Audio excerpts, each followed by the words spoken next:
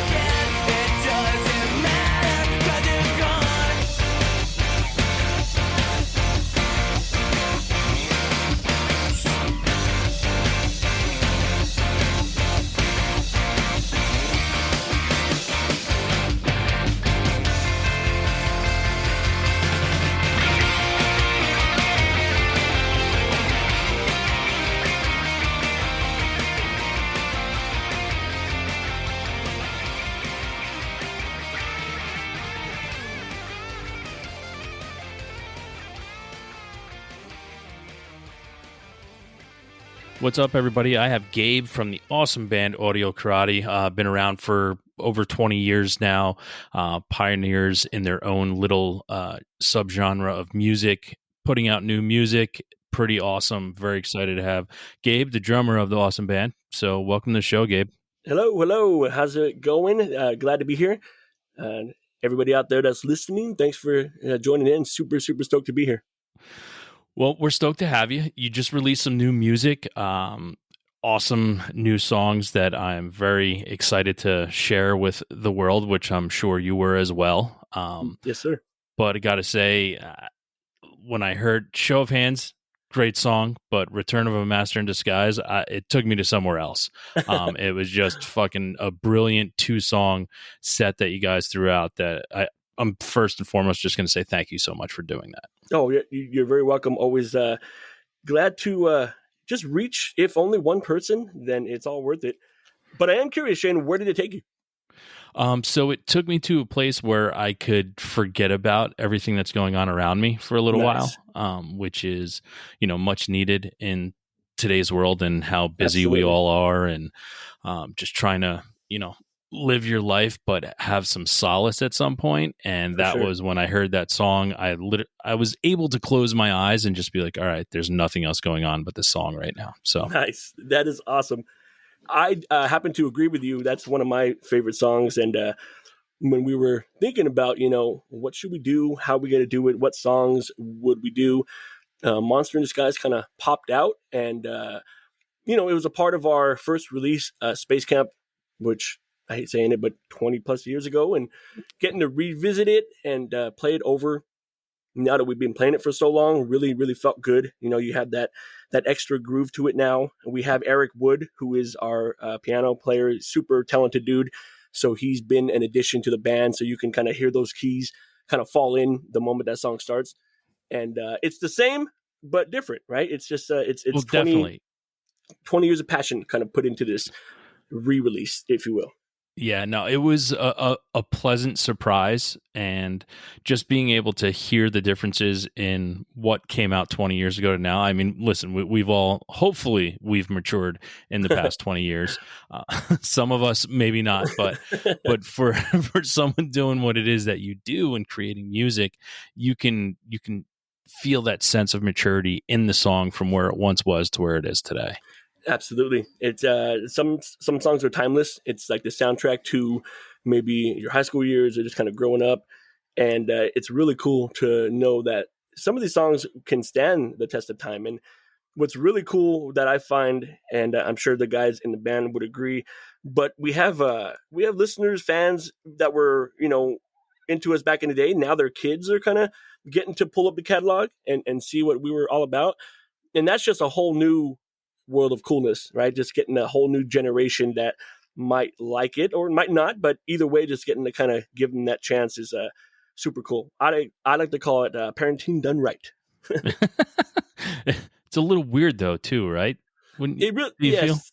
Yeah, you know what? I've ran into people that give us that old, my older brother used to like you guys. And, you kind of nod your head, then you do the math in your head and you're like, oh man, you know what? It has been 20 years. And some of these, people were young and now they're older and they're some of them are in positions to want to help us, hey, I work for this or I work for them. And it'd be really cool if we could help or get you guys to do this or that. So kind of surreal, Yeah, you got to be taken aback at some point though when like you step off stage and someone goes, "Ah, you were my dad's favorite band." Absolutely. It feels great, to just know that they're kind of passing down because we all do it, right? I mean, we all want our children to at least be exposed to the music that we grew up to. And, I look at our bass player, Justo, and he's brought his son he's brought his whole clan to our shows, but, his kids are really getting into it. I try to get my daughter into us, but she, is not there quite yet.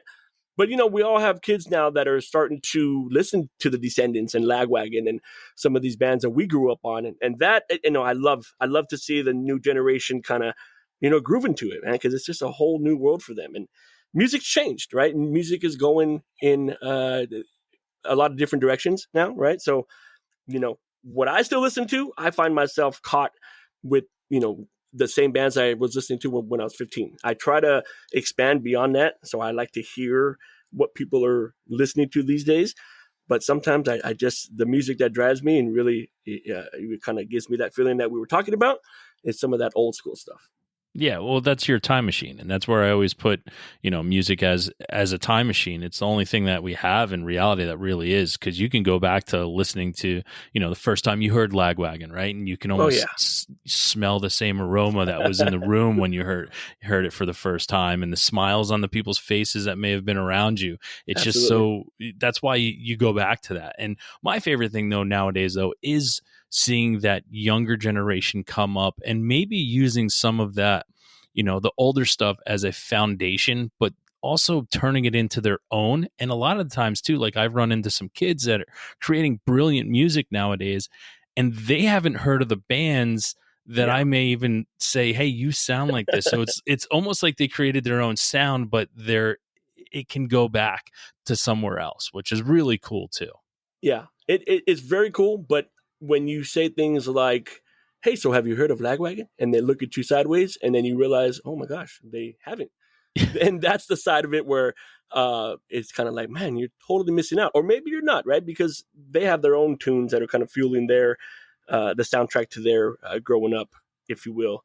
But yeah, there are times when I make references now and I realize, okay, people just don't know who Mr. Belding is at this era, or at least the younger generation, or Zack Attack, right? When we talk about Yeah. music, we have to go there, right? But yeah, it's just but you are right. They're kind of, they're setting the path for what the next generation is going to be about. And the cool part is we can be along for the ride and then kind of experience what it is. And some of it's difficult, I'll be honest with you, for me to adjust to, but that's what it's all about. I mean, punk rock started as, something different. And a lot of people turned their heads when that guitar went distorted for the first time. And, it really wasn't the norm. It was almost taboo. And, history kind of repeats itself in different cycles. So it's very cool to be a part of maybe that next cycle. Yeah, it's also awesome to see. For instance, last night I went to see the Misfits, the original Misfits with Glenn Danzig, and Very cool. So, but I grew up in a town 10 minutes away from where they started, and nobody gave a shit, right? Yeah. They were so underground, but to see them sell out an arena last night, and to think where it came from, and that so many people did turn up their nose to stuff like that was so different and off the wall. But today, Yes. where it's like everybody says, okay, I respect that now, which is hard Yeah. to do when you're creating something so new.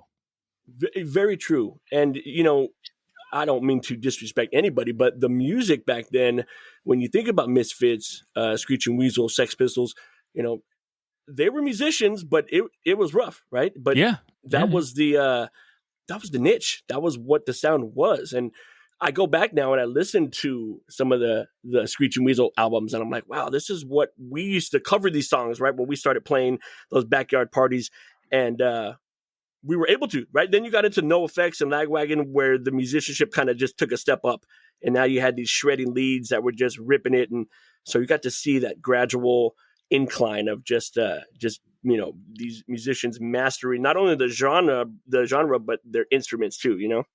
No, absolutely. And it gives it to, and I don't think you're taking anything away from how that sounded back then, because I think it opened so many doors for so many different people to get into it, because, and I don't want to sit here and say it was easy, but it was accessible, and it was something that you and a couple of your friends could do as well. Like, Yes. maybe not as good as they were doing because you just picked up an instrument, but it opened the door and it let you feel like you could belong and could be able to do something. And then, yeah, when you got good at what you were doing, then you became, the Lagwagons and the No Use for a Name and stuff like that, and became, wow, this is real honest musicianship, and Yes. the lyrics are biting, and like this is really where it needs to be. But I think that the Misfits, Screeching Weasel, and things like that opened the door for a lot of people to do it. They were, I think what did it for me was when that true melodic sense started to kind of come out through these songs. And yeah, they were gritty, and yeah, they were punk rock, but they had those choruses that we scream and we remember till this day. And that's what I loved about the genre that really just got me involved into punk, right? And so when these bands opened the door for me to bands like the Descendents, it was like, wow, these guys, Bill Stevenson, all they write music that's just, dare I say, perfect to me, right? Because it has all the components that I look for. It has that, what do they call it? That kind of California surf pop punk influence, but it's super ultra melodic. And to me, all the harmonies, right? The backup vocals, I've always been big on that.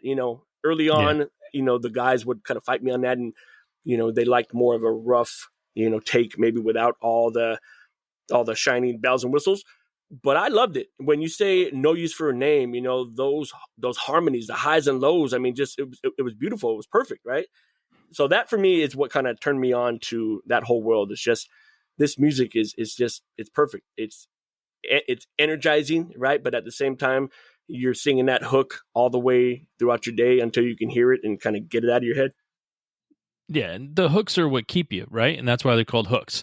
You Yeah, know, right. they, Exactly. they keep you there, and they keep you engaged in the song, and you're waiting for it, and you can't wait to sing it. And you, there's so many different feelings that you have when that music hits you that way that Yeah.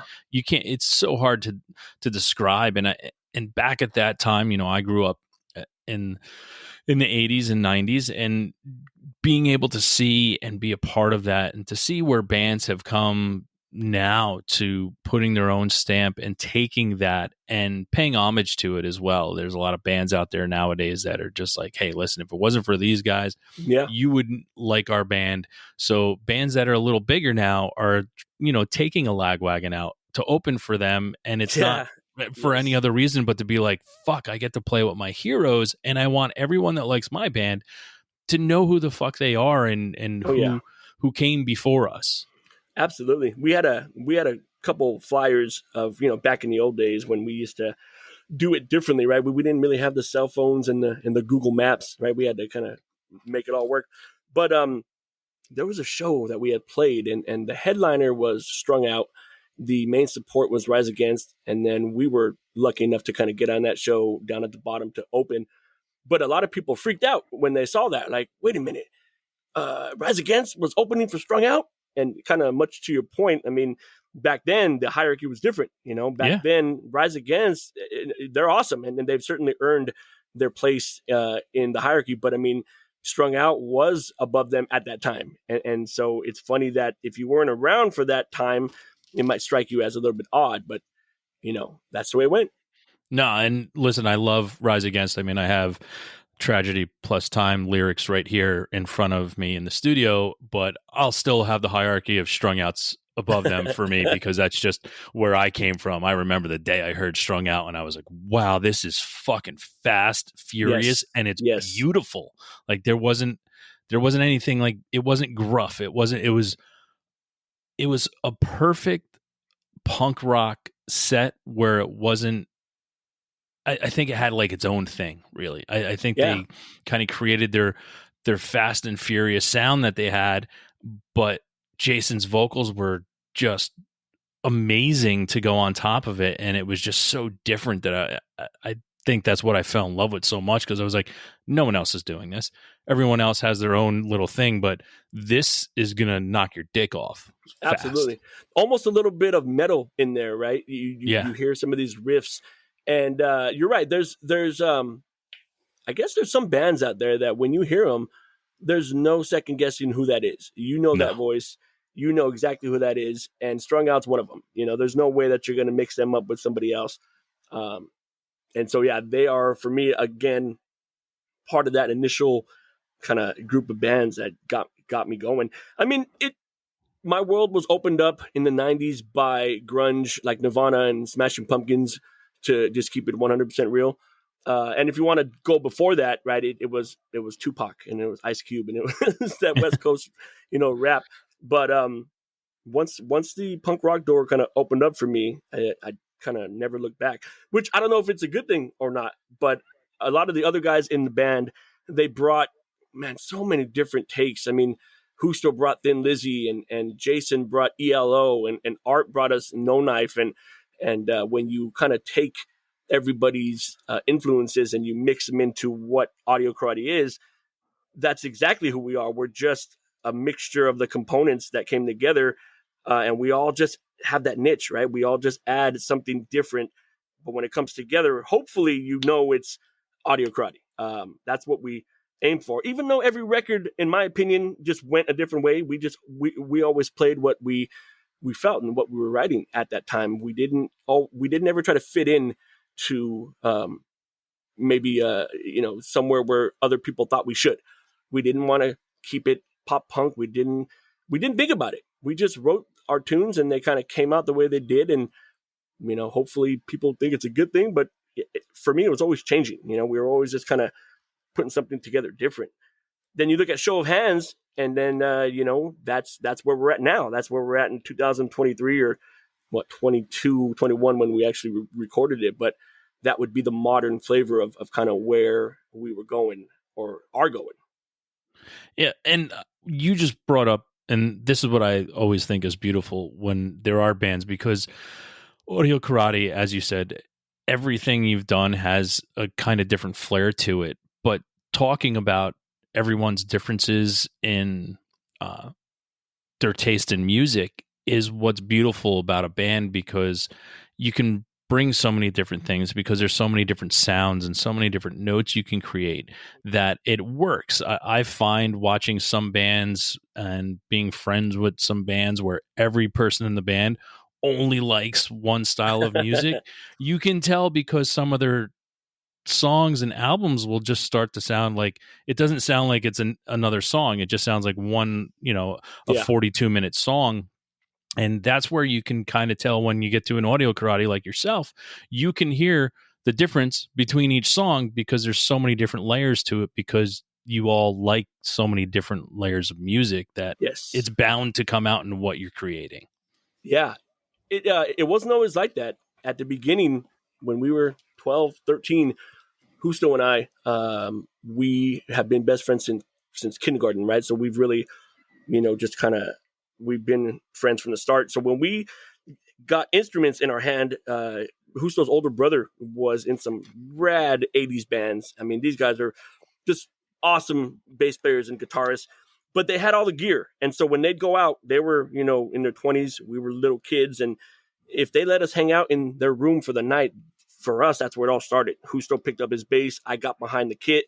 And we just started writing these little tunes that they're horrible now that we think about it, right? We songs that, we just put together little bass riffs and little drum parts. And then Jason, my first cousin, right, my dad's younger brother's son, he was always around. And funny thing, he picked up the guitar specifically to be in the band. And so not only did he pick it up, but I mean, he's just a master shredder now. I mean, that guy just writes some amazing things. Going back to what you were saying about the different sounds, I think Jason opened up something all his own with this discordy type of chords and notes that he created, that if you listen to them on their own, they almost didn't sound right, but you put them together amongst the rest of us, and it was there. It made sense. So we're in 7th, 8th grade, and we're starting to put together these tunes that are highly influenced by your Screech and Weasels and your early No Effects. And then Art, our frontman, he came around, I think 7th grade, and he brought the cohesiveness to it all, and we all agreed that we would be better with Art in the band, and so he joined the band, and then from there, he wasn't even our singer at first, right? We had one of our good buddies, Greg Davila, shout out to him. He's still one of my best friends, but he was up there and he was rocking out our early punk shows in the backyard, and he went to the Navy, and so when he did that, Art kind of picked up, and when Art got on vocals, he had something completely different. Again, he had that melodic sense. He just had the know-how to put us all together, and he's still like that today. He's that singer-songwriter dude that we're lucky to have in the band. He's the voice of the band, right? So, he is obviously a big part of who we are. And that's kind of who we developed into. The four of us were not only bandmates, but we've been friends and family since we were little kids. So, to be able to travel the world fresh out of Rosemead, California, for us was humbling. It was awesome. We were 21, 20 the first time we went to Europe with the Ataris and the Vandals and Tsunami Bomb when we got signed to Kung Fu. And, it was a trip to think that, 3 years ago we were going to high school together and, wondering where this band would take us. We never once thought that we'd be 40 something talking on a podcast about having done it for so long. And so that's kind of the roots. That's a history of how it all started. And it's kind of how we still are today. Well, the fact that you have the roots and they're as strong as they are for that long, I mean, that's what, keeps the tree alive. So Absolutely. You got it. You got it in spades with that story. Now you go back to the first time you jumped behind a kit, and there had to be this moment where one of the first things you thought about was the name of a band, like that you wanted to be. So not knowing how to really play any music yet, what did you and your friend name your first band? Oh boy. Whoa. So it started as I know they're going to correct me later and be like, how'd you forget? Cynical was a name. I don't know where that came from. We spelled it with a C just to try to be different.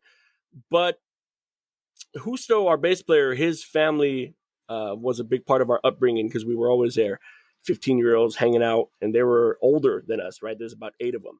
And they used to say, hey, would you goons get out of here? Or you goons get out of the room? And so the goons kind of stuck, and it became who we are or who we were as a bunch of little rascals kind of running around. It wasn't even quite a band name. We weren't a gang or anything silly like that, but we were a group of guys that kind of hung around, and we were the goons. And so when we did start playing music and writing songs and kind of maybe we needed some sort of identity, that's who we were. So a lot of people that had listened to us in high school knew us as the Goons, Goons. And when we got signed to Kung Fu Records straight out of high school, we discovered there was a band called the Goons in the Midwest somewhere that had been doing some punk rock for years, and we didn't know that. So we changed it to a Z, right? Goonz, just to be different and avoid any kind of legal issues. But yeah, that was the first name that we settled on, and then there was a brief time where we moved from the Goons to Audio Karate, and the interim name was Rosemead. We've always been super prideful to come from the San Gabriel Valley and a little city called Rosemead, right? So we thought, okay, let's do this. So we did a couple shows as Rosemead, and then one day Audio Karate came about. But I'll stop now because I'm going to take it too far into the modern. But yes, the Goons was our first band name, officially. All right. Now, when you were a kid when did music change for you, or when did it become something? I always go back to the first time that I remember really for the first time hearing music, and it wasn't just anything in the background or something that was there. I remember when it changed for me. Mine was the Beach Boys as a 6-year-old kid, which is weird for, an East Coaster, and the Beach Boys. There's what I remember first hearing where I was like, play it again, play it again, play it again. Do you have anything in your life early time where you just heard something and music made sense to you for the first time? I certainly do. I would have to attribute some of that to music that my parents listened to growing up.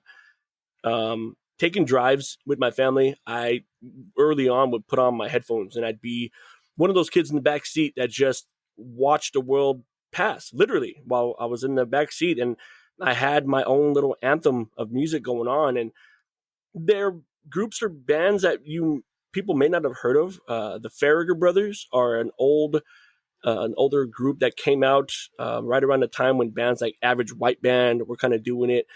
And they were just amazing. They had beautiful voices, beautiful harmony. They were a family as well.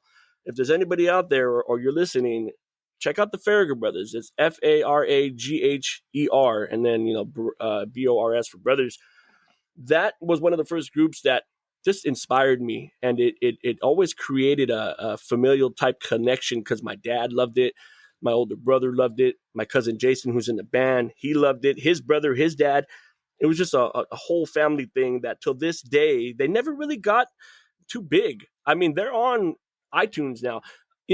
There's a story that I always love telling. So I grew up on them. My dad bought an album of theirs years ago, right? You couldn't find a CD. And our first time overseas in Japan, I was in a Virgin Records megastore. And I had always heard growing up that Japan gets different versions of music that we don't, right? They get extra tracks or B-sides. So I'm kind of scrolling through things, and I thought, hey, let me just check the F tab and see if these guys are there. And sure enough, I just freaked out. There were CDs of the Farragher Brothers. I'd never seen that. I bought each and every one that was there. I called home. I told my dad all about it. I couldn't wait to get home. And I remember just thinking, wow, I scored. I can't believe I found this.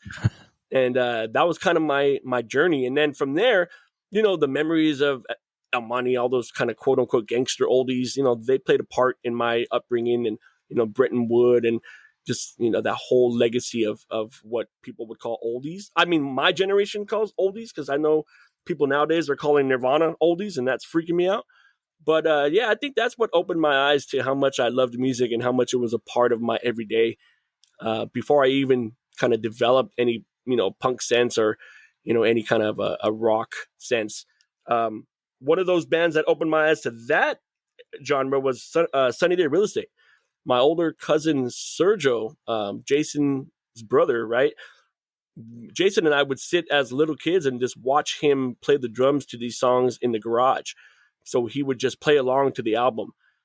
He played along to, who was it? Some Rob Zombie, that 1965 song. And these songs stay in my head till this day, watching my older cousin just shred and play the drums perfectly to the album. And that's what I started doing, right? I'd put on my headphones and just play along to any song that I could. And that was kind of the start of the love, the whole passion behind it for me. The Farragher brothers to Sunny Day Real Estate. That's awesome. That's quite a transition, Oh, yeah. to go from something like that. But I think that's what's also great is how you can take your own journey, right? You can start to hear things, people can introduce you to things, and then you start to find your own way. Do you remember when you found, like, the first time you found something that you thought no one else had heard of, and you kind of like took it in as your own and like took ownership of the band and wanted to start showing everybody what it was you were listening to? Or you almost didn't want to show people because because you, you know what I mean? you also didn't want to give away the secret. Well, I think No Knife for me, and maybe for us as a band as well. The interesting thing is a lot of musicians that we'd meet on the road were big fans and knew exactly who they were. And Jim Atkins from Jimmy Eat World, knew who they were. They played with them, and he was on one of their records doing some backups and whatnot. But the general population, if you would, had no clue who they were. And they were what we would call a musician's band, right? They were famous amongst just the crowd of other musicians and bands, but you wouldn't hear them on the radio. You still don't hear them on the radio. No, And you'll never hear anything from them. And that's exactly, you said it right. That's exactly who they were. They were every musician's favorite band, but it was really hard to find people who were into it. yeah, I hold on to dearly, that I still have all of their stuff on vinyl from when it first came out back in the 90s. Like, and I hold that near and dear to my heart because I'm like, I was into this shit and like no one fucking knows still no one knows who they are unless you're a musician. And it holds up. It holds up just the same, to think that these records, Fire in the City was written, in the 90s, 99, I think it came out. You play that record now, and in my opinion, it holds up against anything that's out there. And, that's where we came from, almost quite literally. They were being interviewed by somebody, and they asked the guys, one of the dudes from No Knife, right? How would you describe your music? And he sits there and he thinks about it, and he says, well, I think we would be some sort of audio karate. And so we went, oh, zoink. We kind of pulled that, and it's more of us paying homage. We're not trying to, we love those guys, and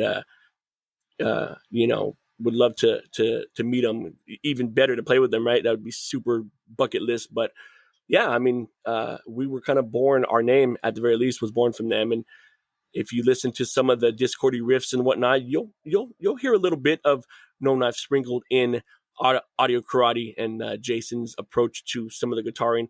Not that he tried to, but just over the years, that influence. And I think that's where we settled. I think we settled in this realm of the unknown, if you will, right? We never crossed the threshold into big commercial success. And for me, I always tell people I can retire happily at the end of the day, knowing that I've worked with Bill Stevenson. I can call him a friend now and kind of drop some names in there. And, for me, it's not, it's never been about the commercial success, but it's been about the journey, right? It's been about the passion. It's been about, being able to meet and be a part of maybe that last run of bands before that emo screamo kind of took over in the early 2000s. I'm super honored to be at least what I consider one of the last groups. Now, of course, I'm not going to put our band up against some of those amazing bands, but in terms of the time frames and just how I view the whole thing, it is a trip. We were at the No Effects, one of their last shows that they were playing. luckily was able to attend that in San Diego. So what it was them, the Descendents had opened right before them, and I think the Vandals were right before them. There were some awesome bands before that, but those were like the mega three. And it was a sad moment for me because the whole time I'm watching, Bill and Milo and Carl and everybody shred, I'm thinking, man, this is one of the first bands that I really got into it with when I was 15. And now I'm kind of with them at the end of the road, and I'm in my 40s and they're probably, up there in age. And it's just, it's humbling, but it is kind of sad, right? To know that some of that journey is coming to an end. But the coolest thing of all was that we had managed to, Bill Stevenson put us in one of our songs, Jesus is Alive and Well, and Living in Mexico. Sorry, it's a long title. But it was a part of the music that would play when the Descendants would be getting ready to come out, right? So I'm right there, and the Descendants are just about to come on, and I hear one of our songs, blasting over the PA. And now for me, there's thousands of people that have no clue who we are.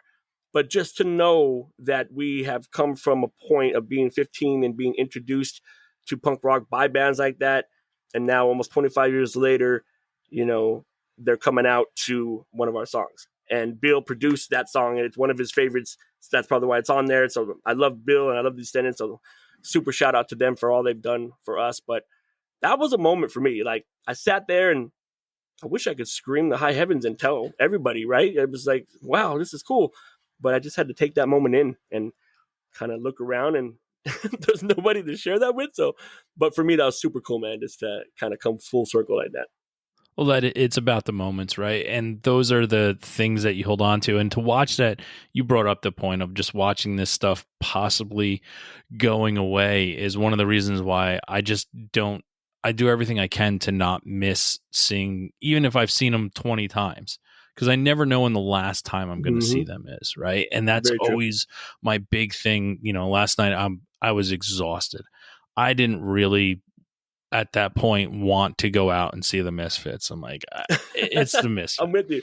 Yeah. But I was like, my wife's like, listen, I don't want to go. She's like, try to get somebody to go through. I was like, nah, I'm just going to go by myself. And I went. I was exhausted.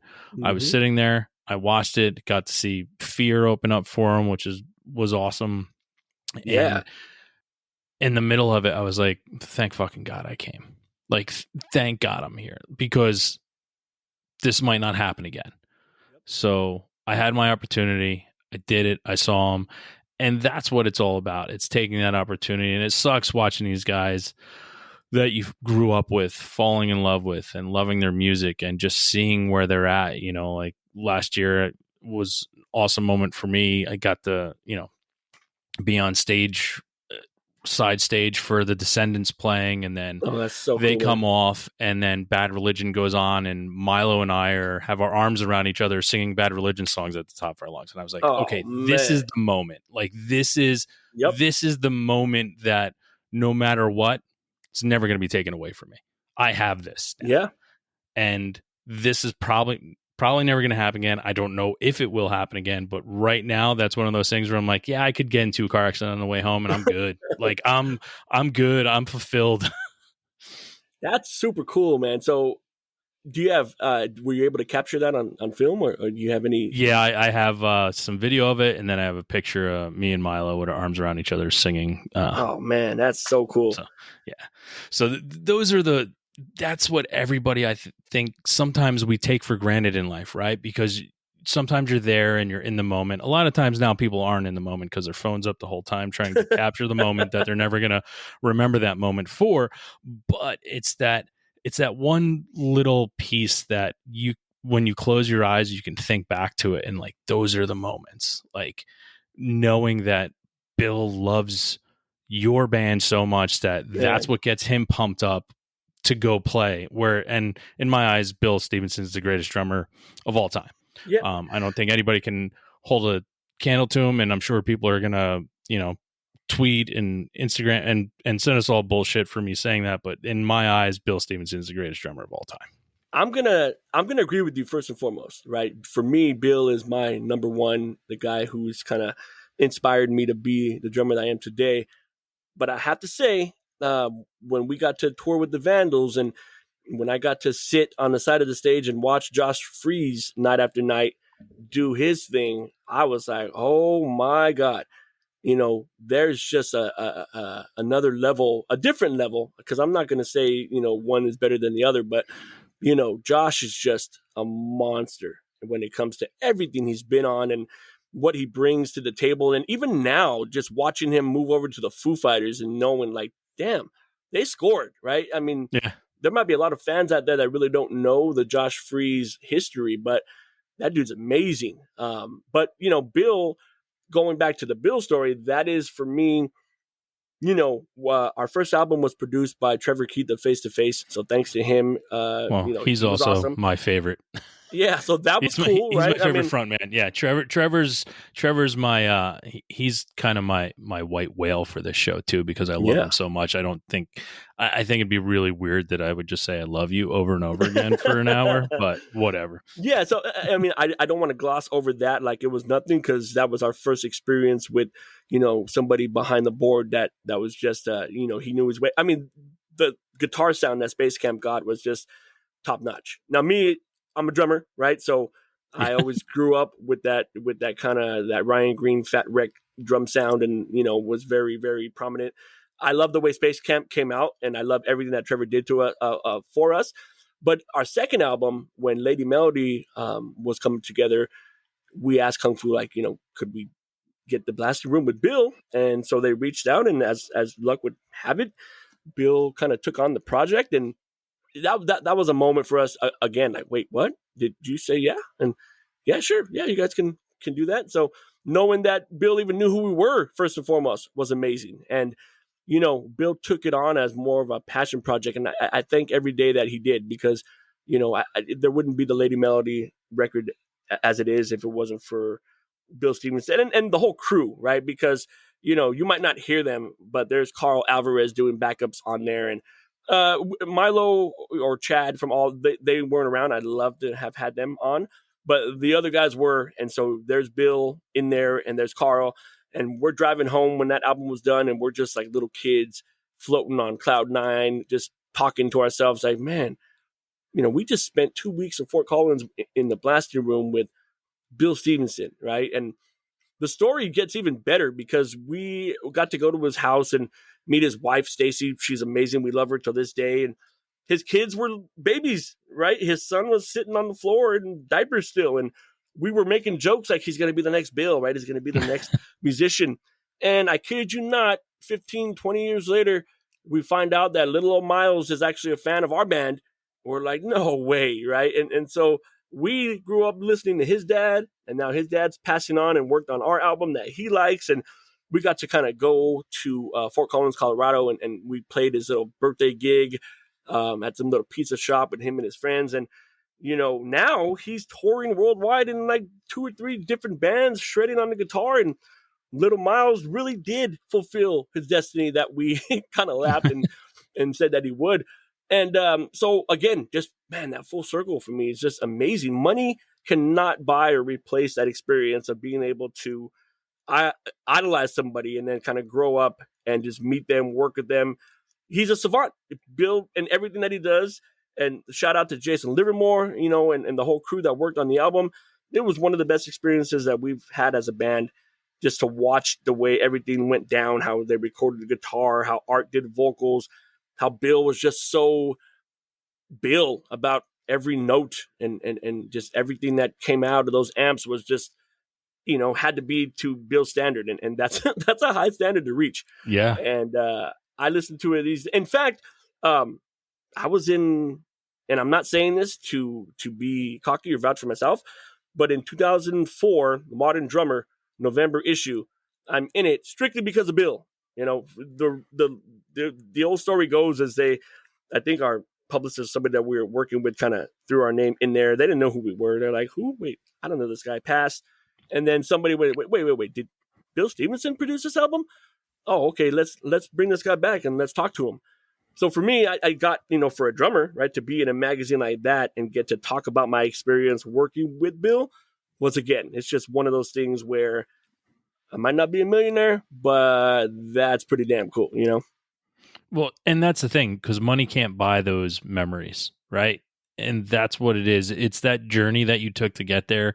And, talking about how the perfection that Bill is, and we'll move away from Bill here in a second, but where I want to give Bill his kudos too, where I don't think he gets enough credit for, is for all the albums that he has helped produce, Yes.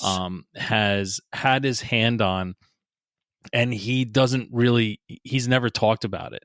And it's just his love for what he thinks needs to be made, and for opening the doors for an audio karate to come in, Oh, and yeah. for him to put his stamp on it. He's done it for so many bands, and people don't know that. Like, people don't know that one of their favorite albums of all time, regardless of how they feel about the Descendents or early Black Flag stuff with Bill, it's because of the hard work and his passion for making something perfect is bar none. And I don't think he gets the credit that he actually deserves, even though everybody knows who he is. I really think he is, when he's not here anymore, it kind of seems to me that that's when maybe his full artistry and will be worldwide, and people will be like, oh fuck, that we don't have that anymore. That's the saying, right? Is that they don't love you till you're gone. But I will say, I think you hit it on the nose where, he might be underappreciated. But come on, he was 15 when they wrote Milo Goes to College and some of those early, Descendants jams. And that is something else that's amazing in itself, right?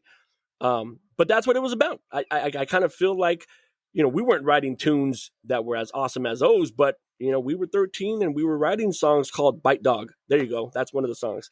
Don't ask me why, but till this day, I'll look at Husto and I'll say, let's play Bite Dog. And then we'll all laugh because we know that it's a horrible name for what was probably a horrible song, but it's certainly one of the first that we put a title to.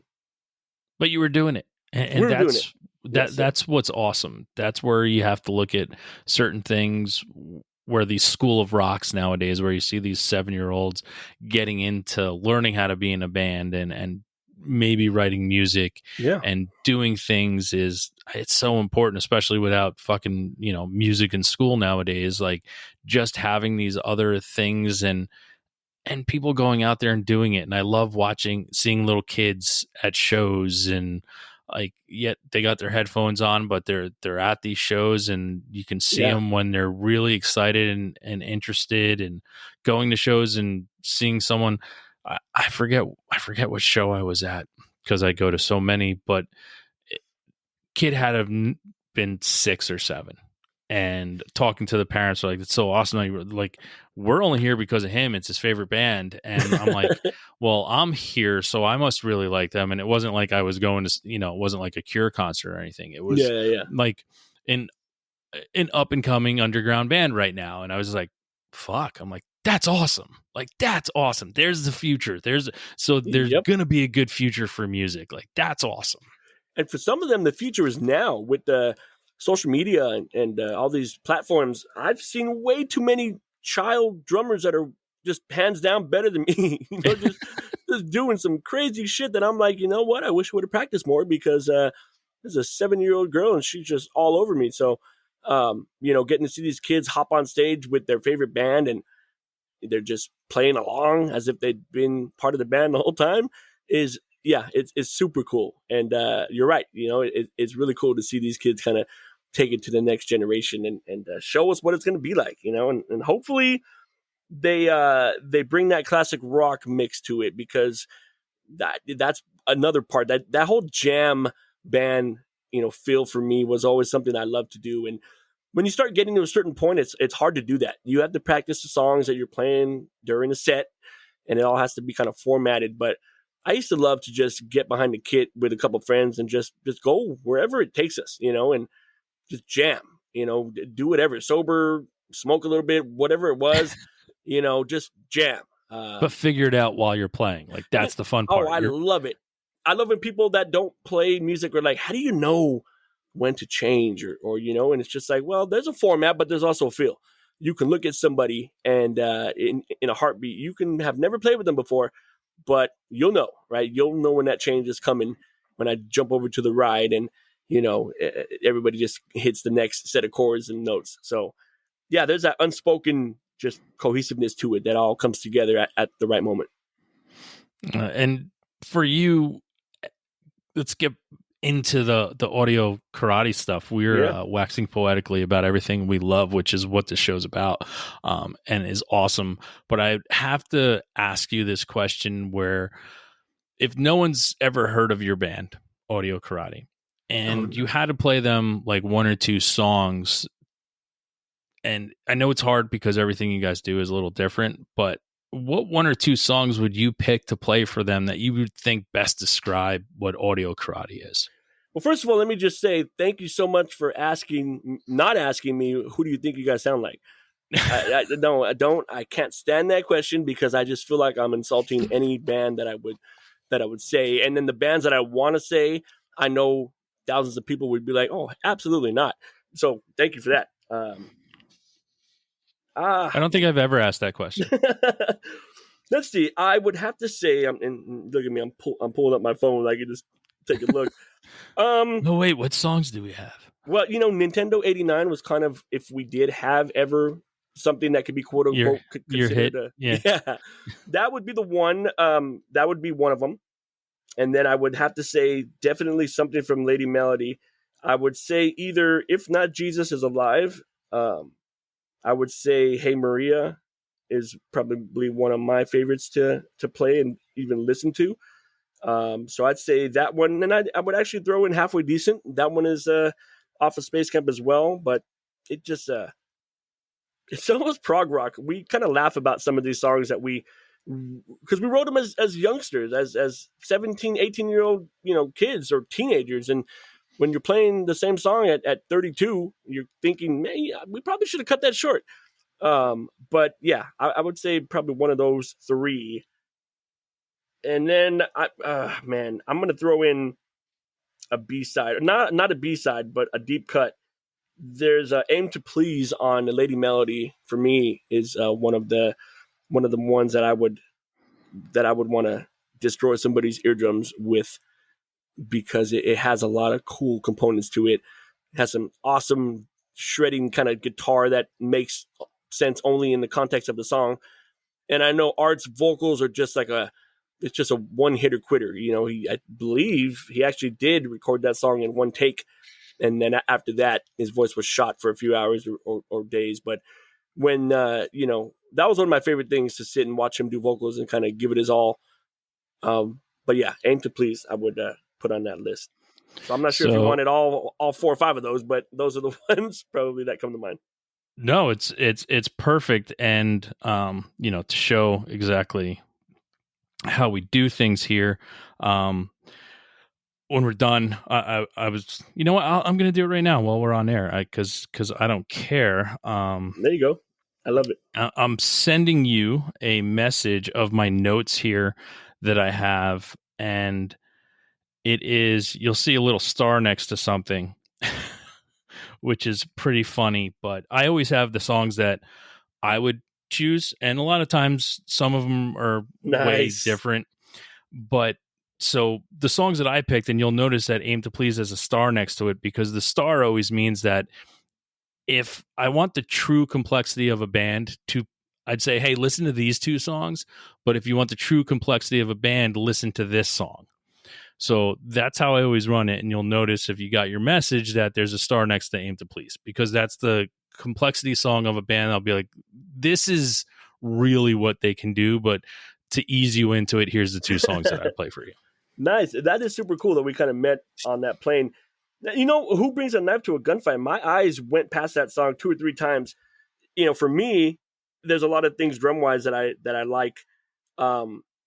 But then vocal wise as well, there's a lot of parts that I love that he belts. And there's this certain element of, I think I got it from Kurt Cobain, where he could just scream in beautiful harmony, where the note was just beautiful. It was clean. It wasn't broken up.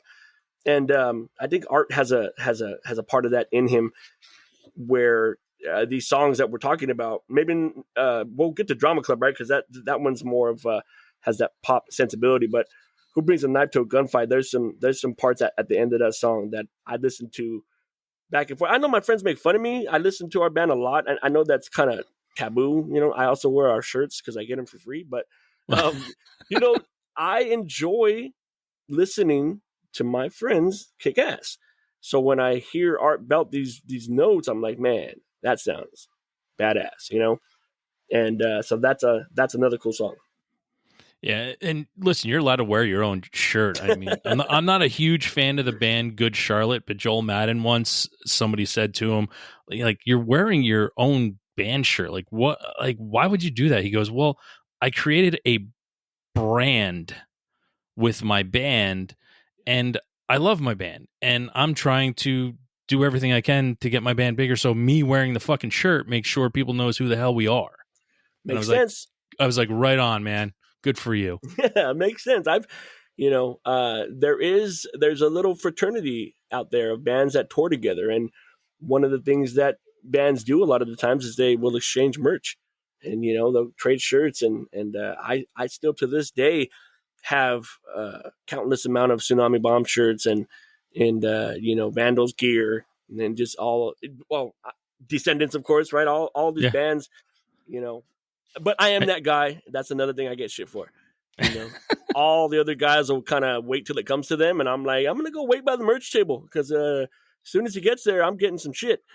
They got some cool stuff now. They got these little Milo dolls or character figures that are pretty cool. Yeah, the reaction figures. Yeah, no, they're and listen, I'm that guy too. I exchange our merchandise, our T-shirts and stuff when I get to finally meet someone that I've had on the show and be like, hey, here you go, man. And, Exactly. and it's awesome. And, I've had people, I'd meet them before the show and they would take off the shirt they're wearing, put that shirt on and go on stage with our merch. And I'm like, fucking hey, like that's fucking righteous. It really is. It really is. Cause we're all fans at the end of the day. Right. And so, we might not say it because of course you're trying to be cool and whatnot, but I think we're at the age where we don't have to try to fucking be cool anymore because we just are. True. We just are cool. I mean, our kids don't think that, but there's a point where I'm looking to drop names now. I mean, I like, please tell me who this band is because we just played with them. Like that shit for us is cool. We had some bucket list shows that again, it might not ever happen again. So you get in that moment, and or even bands that kick ass that pay you some sort of respect, kind of like what you were saying. They might wear a shirt of yours on stage, or they might even just mention you in passing, and you're like, oh shit, I didn't know, so and so knew who we were, or even better, liked us. So, as being in a band, I don't think that ever changes, right? No matter how much success you have as a band or who you are, there's always a band that you looked up to, kind of like the Descendents, right? They played Thank You, and they sure as hell didn't write that song for themselves. But everybody, myself included, that hears that will probably attribute that song to them. Thank you for playing the way you play. And then you wonder, well, who did they write it for? Who are the bands that they grew up listening to that inspired them? Because that's what's cool to know. Just follow that trail.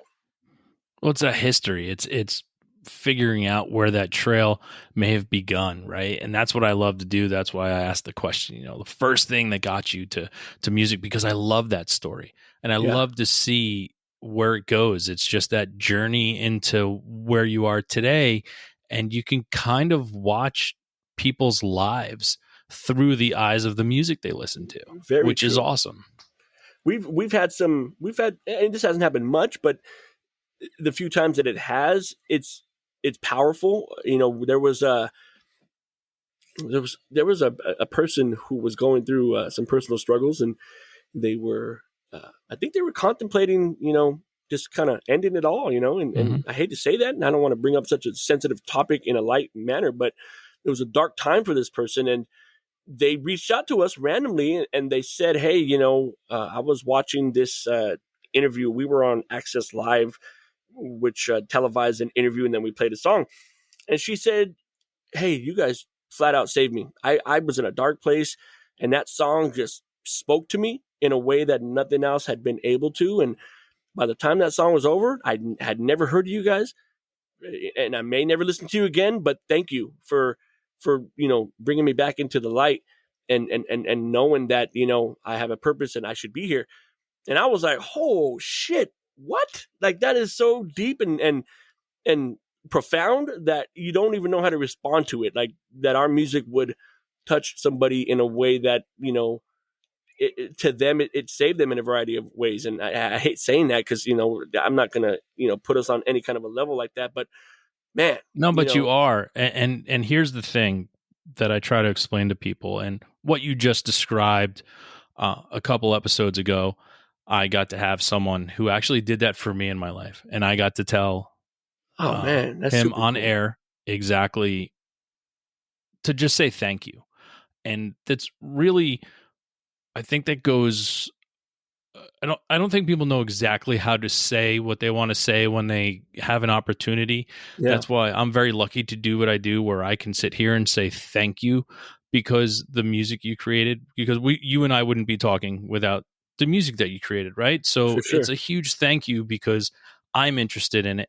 Makes me interested in you as a human being, and we can have a conversation about that. But the honesty behind a thank you create something that, regardless of whether or not you're ever going to know, Right. which is the hard part, you mean something to someone because someone fell in love with you, or you one chord or one verse changed their mindset at that moment. Like I said to you earlier about, listening to your song, and it got me away for 4 minutes. I needed a break out of my own head, and that's what it did. But it does it for Absolutely. so many people, and a lot of people never get that opportunity to say thank you. So the fact that they were able to say that, and I was able to do that to someone who really helped me in a very dark time in my life, that almost brought me back to being like, I'm so glad I had that at that moment, because I don't know where I would have been without it. Yeah. But it doesn't matter, because I finally got to say thank you to that person, and it means the world, and they'll never know until I actually got to say it. And that's the thing. There's going to be so many other people in this world that want to say thank you to you, Gabe, but they can't, or they don't know how. But you got to know there's more people out there than that one person. And that's the best part. That's the sweet spot. That's the sweet spot that, you have to be able to appreciate that. And for a lot of people out there, with success comes a lot of hard work. And there even comes a point where it even turns into some sort of burnout. For the amount of years that we were touring, it took me a while to want to go to shows. If it wasn't my favorite band, I didn't want to go, because I had been in venues for the past, 10, 12 years of my life. And there just comes a time where, like you said, sometimes you need to step away from that. But again, you don't want to lose focus of what it's about. When you think about lyrics, I was watching that little, you had put up that little, I don't know what you would call it, the little video, and it had some of the lyrics from the release that we just, with the Show of Hands and Monster in Disguise. And I was thinking about that, like, I wonder, if he asked me anything about lyrics, I don't know how much I can add, because, Art really, he writes his lyrics, and it's kind of personal to him. But the awesome thing about music is that it almost doesn't matter, because everybody creates their own context. They create their own connection for what they hear. Absolutely. And somebody could be singing about going to the grocery store and buying dinner, but to you, it's completely different. And the message that you take from it serves your world, right? And it might be saving you, it might be making you happy, it might be getting you ready for the gym, it might be helping you throughout a breakup. It really doesn't matter. And that's the thing that I love about music, aside from the tunes. It's just, what are you hearing? What are you taking in, and how is it impacting you? Are you That's getting the why I never chills? watched storytellers, man, because I don't want to know about what this song is about, because it fucking means something else to me, because it doesn't belong to you anymore. Yeah, you Yeah. wrote it, but it doesn't belong to you anymore. Very true. So it's mine now, and don't tell me why or where or how and the reasons behind it. I don't want to fucking know. I don't want to know, because I have my own reasons. Yeah, it can ruin it for me. Wait a minute, you wrote that song about a fucking cheeseburger?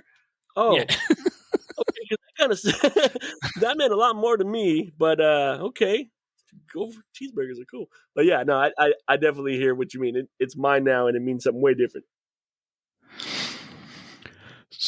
Oh my God! Wow, this has been totally awesome. We already passed that hour gap, which is usually our threshold. But hey, all that means is we get to do it again, because I know we have a lot. There's so much more we can talk about, but I don't want to keep you here forever. Well, I'm good on time, so you let me know when you're done. I planned my whole day to be here to talk some music. So I appreciate that. I really do. And again, it means a lot to me that you even want to be here and can talk and have a great conversation. This is what it's all about. We've, can touch on so many different things, but that true passion, and this is where everything comes from, meeting people at a show and talking about music. Yep. I did it last night. 2 people in front of me. They flew over from England to see the Misfits because they're never going to be over there. And we just started talking about music the whole time, and like became instant friends because it's music and it's easy to, it's not sex, religion, or politics. You can just talk about music and just be friends immediately. Absolutely. We've heard some people taking some journeys, and I almost want to be like, what? Why would you go all that way to see, us? But you wanna play the songs that they want to hear, or you want to make it worth their while. You know what I mean? Because again, it's their journey, and if we were a part of that journey, I'm super blessed and thankful and humbled to be a part of anybody's journey or extreme lengths to kind of get to a show. And like you said, you don't always get to see your favorite bands, and some people go a lifetime without seeing the band. That's why I'm happy that we're still doing it. We might not do it as much, but I'm happy that we're going to get over to the Midwest. We're going to be hitting Chicago. We're going to be hitting a lot of places that we kind of missed over the years. Getting back over to Florida for the fest in October. And then, of course, in Los Angeles, our beautiful home on August 19th. So we have a headlining show at the Paramount, which is a super rad venue. So, if there's anybody who didn't get to see us that can make it out, we are super, thankful for them, and just happy to still be kicking some tunes out and still be alive and well, No, it's awesome to see you guys still doing and having the passion behind it to still want to do it. Because as you said before, you get that burnout stage, and you kind of just like, I don't want to fucking do this anymore. But there are those certain moments, and a big thing like Fest too. Like Fest brings out the best. Wow, look at that. But it brings out the best of the bands that maybe at one time are extremely underappreciated, which I think Audio Karate is extremely underappreciated in the realm of music when it comes to what people know and what people don't know. So hopefully we can get hopefully we get you one new fan out of this, right? And that's the goal. But that's all. I think it's awesome.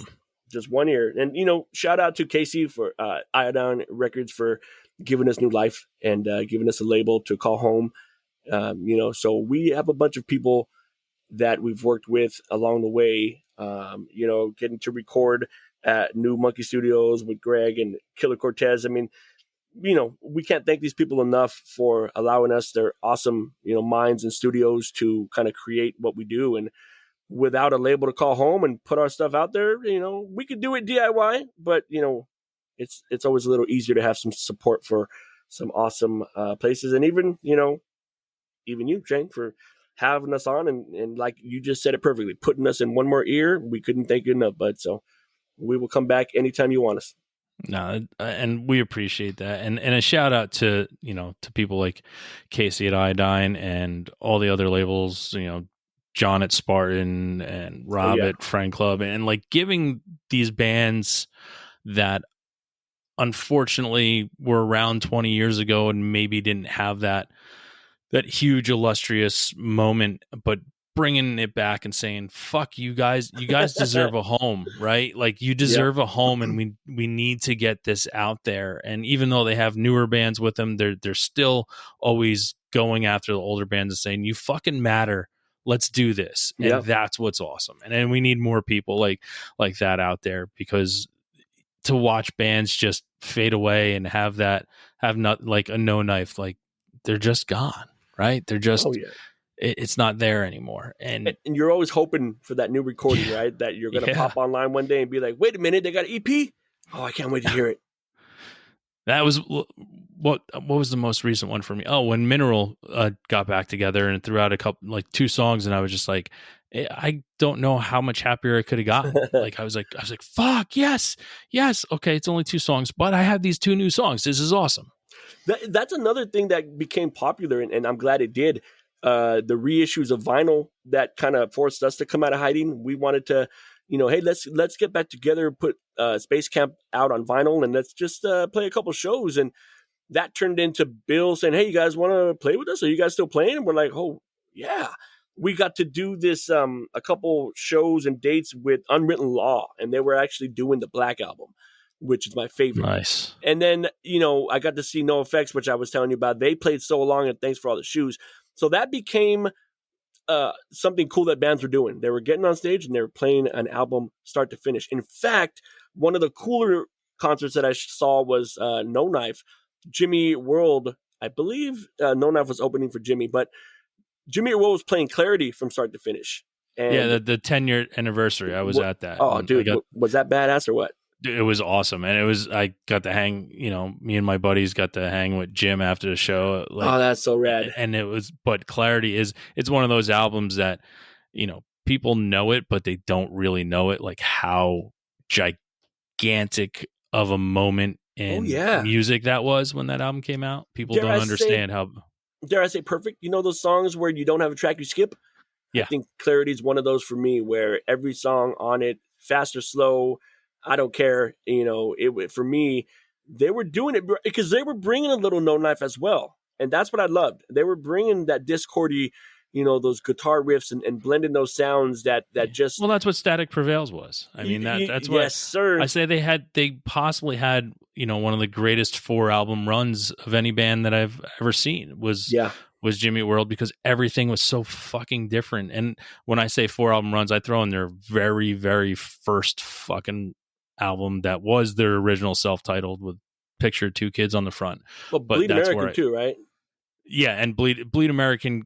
Is that is that the cutoff? It's in there. Yeah, the one with the children was their very first. I think they were like 16 years old. But in terms of your top 4, do you stop at Futures, Bleed American, or do you keep going? Because I love their catalog. I stop at Bleed American. Listen, Futures is good. Chasing the Light is good, but it just kind of, what happened to me was it just started to kind of all sound the same when I loved how it was different. Yes. And I think, and that's fair. Yeah, I think Bleed American just had them fall into finding, what they may have thought the band always should have been, which is, there's no problem with that. And I think that's kind of cool, because a lot of times bands put out a bunch of albums and they don't even know what kind of band they are yet. It turns into a recipe, right? And yeah, some bands like Green Day, they've done it to perfection, but it's their recipe. Like, that they've done they probably did a lot more than they should have with 3 chords. I mean, absolutely. I 100% agree with that. I think they are a modern marvel, kind of just like how Blink is. They're just Blink a marvel of, oh my God, this is this moment in time, and it catches people, and they just get to keep doing it forever. And, for some bands, they never get that opportunity, but the bands that do and stay true to who they are, you got to kind of stand behind them a little bit. So, who I throw in there, Shane, and it might not make sense to a lot of people. Metallica, the early Metallica had almost some punk roots to it, where I grew up a lot on Metallica, and for me, the cutoff was the Black Album. I was into Ride the Lightning and Justice for All and Master of Puppets. And so that's another one. Yeah, the Black Album was a perfect souffle that they just tried to continue doing it. And listen, the Black Album it stands on its own pedestal in music, right?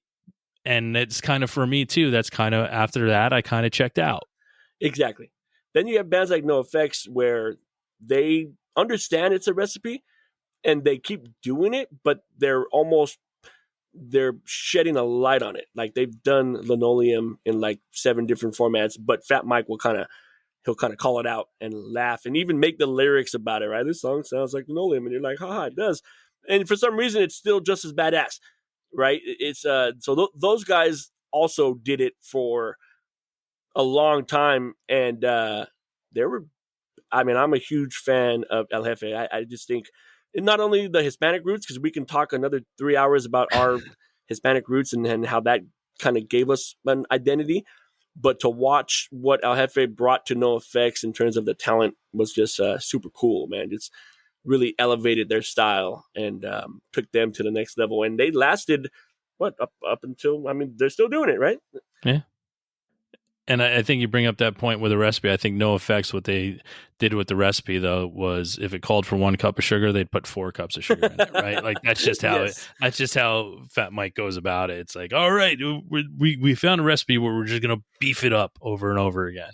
I was talking to my bass player today on the drive here, and I said, we have to start practicing because we got some shows coming up. So we'll kind of get together, bass and drums, and we'll start hammering it out just to, get the wind back. And I just thought about, these drummers, and Smelly from NoFX was one of them. Is it, man, for that guy to play what a lot of people call the forbidden NoFX beat every single song for, 2 hours a night for each set, man, the conditioning for that is just unreal. And like you said, there's the element of being a human where, a lot of people just wither and their bodies start to catch up with them. And so when you see these older cats out there just rocking your fucking face off, and then you're tired at the end of the night because you played, 2 shows, it's like, all right, you know what? You have to really appreciate some of these guys that have been doing it for as long as they have, because they've really found whatever the key is, right? I mean, the Descendants all have their own individual stretching rituals that I'm sure you've seen. And, that's why Milo's able to just belt the way he is and just still have that voice that's unlike any I've ever heard. And then again, the funny part is we go out for a week and we're like, oh my gosh, man, I really need a break. And get me to the hot tub. Yeah, exactly. But back in the day, we were doing it for months at a time. And one of the things that Joe Escalante and Kung Fu, they taught us a lot of lessons because we were young. And one of the first ones they said is don't burn out. Do it the right way, because there's a lot of bands that get going and they push hard, and then they hit a threshold where they're like, they can't do it anymore. So you really do have to find a mix of, the passion, but the business side of it. You need that representation sometimes to push you over that hump.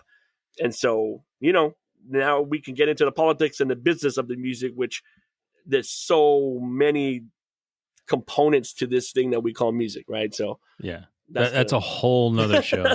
Exactly. I mean, we can spend hours on that, and I'd love to. Honestly, I would love to do that. We've kind of delved in with some bands and started talking about the business of things, and I was like, this show isn't long enough for us to get into all of it, so let's move on. No, I totally hear something you. It really is hard, and that's where I'll say it here now. Everybody who may want to hear your band or is hearing your band for the first time, or may like you, may not like you, but like some things about you, go out, purchase their music on their wherever you can get it, their own website, iDine, anywhere, purchase their merchandise, because it's today's day and age. It's the only way a band can make any sort of semblance of a dime to put into the art that they're doing. People don't understand that. They take it for granted. And it really is, talk about the business of things. One stream on Spotify is 0.00001347 cents. Streaming. So, different world. To help these guys out, if you like them, or if you love them, or if you hate them, but you think their merch is cool, just fucking buy it. Yeah. Just buy it. You know what? One last story, because I know you got to get going too, but remember we used to have places like Tower Records or what? Yeah. Go through CDs. I was in Santa Barbara at this little spot. One of the guys from No Motive used to work there. A little side fact. But in this little box of CDs that were all under $5, I found for $1 an artist advance copy of Fire in the City of Automatons, and it didn't even have a cover on it. It just said No Knife, and it said like the Not for advance resale? copy that they would exactly. I was like, oh shit, $1, which didn't put much in their pockets, but to have that in my hand and knowing that somebody dumped it in there as well was like, man, now this is a gem, right? When you talk about finding those gems, that was another one, and I had to share that with you because I know we shared some love about No Knife, and so for me that was cool. $1. It wasn't very cool to look at, but it's just It's to all know right what it meant. just to have it, right? And that's that personal touch. If you see the studio here, it's wall to wall vinyl, CD, and tapes, and just having something that I know it may not be worth anything, but it's worth $1 million to me. Having that Yeah. little tiny thing. I have going through all my cassettes. I'm like, wow, I have an advanced copy of Teenage Fan Club's, Grand Prix album on DGC that's not for resale on tape with just it just typed out with the song titles on there. I'm like, it means the world to me. It's probably worth fucking 50 cents, but to me, I'm like, I have a piece of history to me. Exactly. I don't even want to listen to it. I just want to frame it and put it up on the wall. But Gabe, thank you again so much for being here. We're going to move on to our weekly threes. This has been an awesome conversation. We have each other's number now, so we can fucking text about music and talk about music all we want. But for our listeners, I'm sure they're like, get these guys to shut the fuck up. You guys shut up already? But, before we move on to our weekly threes, I'm going to say it again.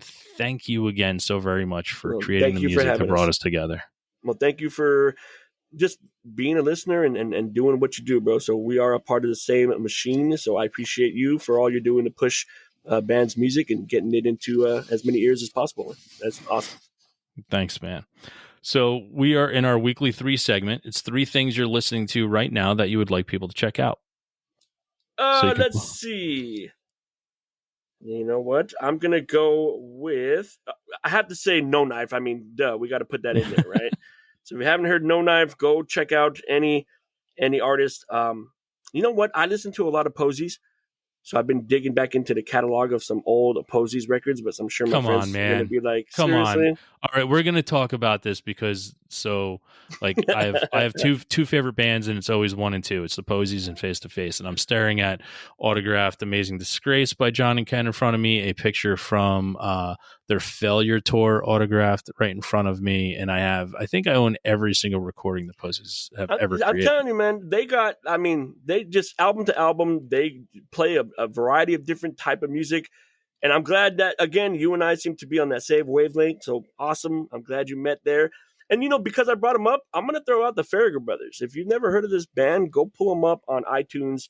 The Farragher Brothers, I think you will maybe thank me because these guys are super rad and they're not doing it anymore. So get out there and kind of dig into the past and find those deep cuts like the Posies. And those will be my 3 that I'll recommend to everybody. Awesome. Great 3. Now it's time for me. My 3. No particular order, as always. The first one is a band called Parish, and it's Paerish. The name of the album is Fix It All. They are a French alt-rock band. Got some little bit of shoegaziness to it and some punk rock in there, and they're just awesome. Go check them out. And don't worry about it. It's not in French. It's in English. The next band is a band called Quaker City Nighthawks. The name of the album is essentially Quaker City Nighthawks, but it's just QCNH. And they're like, I want to say they're 70s rock. They got that southern rock feel. They're from Texas, but it's got that stuff. If you put it on, your parents would think it was from when they grew up. Very cool. And last but not least is a band called Wife Cult. They just recently put out an EP called Kindness and Clarity.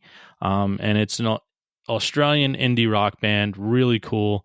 I suggest people go and check that out. So we got some 6 good things for all the listeners to go out and listen to, and hope you find some redeeming factor in some of it, and hope you'll find your new favorite band.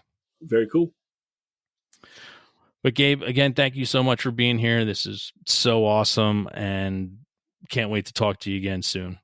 Sounds good. I'll be here. Just make that call, and I've enjoyed every moment of this. So you have yourself a wonderful rest of the night, and we'll definitely contact each other soon, Shane. We will. And everybody, you know what time it is now. It's time to go out, listen to Audio Karate, and have a great fucking time. Yes.